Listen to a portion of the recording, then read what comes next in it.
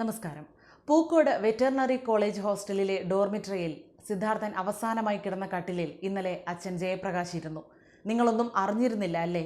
എൻ്റെ മകനെ ഇത്രയും ദിവസം മുറിയിലിട്ടും പാറപ്പുറത്തും അടിച്ചവശനാക്കി കൊന്നു കഴിവേറ്റിയിട്ടും നിങ്ങൾ അറിഞ്ഞില്ലല്ലേ എന്നാണ് ഒപ്പമുണ്ടായിരുന്ന കോളേജ് അധികൃതരോട് ജയപ്രകാശ് ചോദിച്ചത്. ഹോസ്റ്റലിൽ SFI നേതാക്കൾ അടക്കമുള്ളവരുടെ പരസ്യ വിചാരണയ്ക്ക് വിധേയനായി മരിച്ച നിലയിൽ കണ്ടെത്തിയ സിദ്ധാർത്ഥന്റെ മുറിയും സിദ്ധാർത്ഥനെ അതിക്രൂരമായി പീഡിപ്പിച്ച നടുത്തളവും കാണാനാണ് അച്ഛൻ തിരുവനന്തപുരത്ത് നിന്ന് എത്തിയത്. പണ്ടൊരിക്കൽ സിദ്ധാർത്ഥനെ വീട്ടിലേക്ക് കൂട്ടിക്കൊണ്ടുപോകാൻ കോളേജിൽ വന്നിട്ടുണ്ട് അച്ഛൻ ജയപ്രകാശ്. ഇവിടെ വെച്ചല്ലേ എൻ്റെ മകനെ നിങ്ങൾ കൊന്നു കഴിവേറ്റിയത്? ഈ ബാൽക്കണിയിൽ നിന്ന് നിങ്ങളെല്ലാം ആ ക്രൂരത നോക്കിക്കൊണ്ട് നിൽക്കുകയല്ലായിരുന്നോ?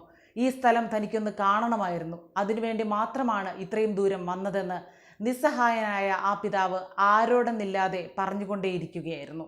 ഇന്നലെ വൈകിട്ട് 4 മണിയോടെയാണ് ടി സിദ്ദിഖ് MLAയ്ക്കൊപ്പം ജയപ്രകാശ് വെറ്ററിനറി കോളേജ് ഹോസ്റ്റലിലെത്തിയത്. മുറികൾ പോലീസ് സീൽ ചെയ്തുവെന്ന് ചൂണ്ടിക്കാട്ടി അധികൃതർ തടഞ്ഞെങ്കിലും MLA കർശനമായി ആവശ്യപ്പെട്ടപ്പോൾ ജയപ്രകാശിനായി ഹോസ്റ്റലിന്റെ പ്രധാന കവാടം തുറന്നുകൊടുക്കുകയായിരുന്നു. മാവോയിസ്റ്റ് പരിശീലനം കിട്ടിയ SFI തീവ്രവാദികളാണ് എൻ്റെ മോനെ കൊന്നത്. അതിന് കൂട്ടുനിന്ന പെൺകുട്ടികളെ ഉൾപ്പെടെ ഇതുവരെ നിങ്ങൾ അറസ്റ്റ് ചെയ്തിട്ടില്ല എന്ന് ആ അച്ഛൻ രോഷത്തോടെ പറയുകയുണ്ടായി. അതേസമയം വെറ്ററിനറി സർവകലാശാല vice chancellor doctor MR Sasheendranath suspension ചോദ്യം ചെയ്ത് നൽകിയ ഹർജിയിൽ കക്ഷി ചേരാൻ സിദ്ധാർത്ഥന്റെ പിതാവ് T ജയപ്രകാശ് ഹൈക്കോടതിയിൽ അപേക്ഷ നൽകി. സിദ്ധാർത്ഥന്റെ മരണത്തിന് പിന്നാലെയാണ് ചാൻസലർ കൂടിയായ ഗവർണർ VCയെ സസ്പെൻഡ് ചെയ്തത്. വിദ്യാർത്ഥികൾ റാഗിങ്ങിന് ഇരയാകുന്നില്ലെന്ന് ഉറപ്പാക്കാൻ സർവകലാശാല VCക്ക് ബാധ്യതയുണ്ടെന്ന് ചൂണ്ടിക്കാട്ടിയാണ് ജയപ്രകാശിന്റെ അപേക്ഷ. സർക്കാർ നിർദ്ദേശത്തെ തുടർന്നാണ് VC ഹർജി നൽകിയതെന്നും സംഭവവുമായി ബന്ധപ്പെട്ടവരെ സംരക്ഷിക്കുക എന്ന രാഷ്ട്രീയ താൽപര്യമാണ് സർക്കാരിനുള്ളതെന്നും ജയപ്രകാശിന്റെ അപേക്ഷയിൽ പറയുന്നു. കേസ് ഇന്ന് പരിഗണിക്കും.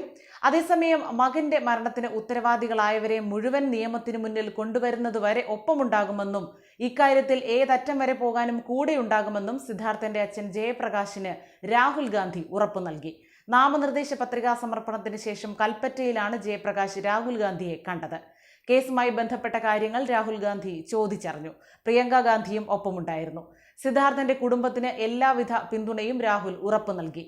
രാഹുൽ ഗാന്ധിയുടെ ഉറപ്പിൽ പ്രതീക്ഷയുണ്ടെന്നും അന്വേഷണം അട്ടിമറിക്കാൻ അനുവദിക്കില്ലെന്ന് അദ്ദേഹം വാക്ക് തന്നിട്ടുണ്ടെന്നും ജയപ്രകാശ് പറഞ്ഞു. കേസ് CBIക്ക് വിടാൻ രാഹുൽ ഗാന്ധി നേരത്തെ മുഖ്യമന്ത്രിക്ക് കത്ത് നൽകിയിരുന്നു.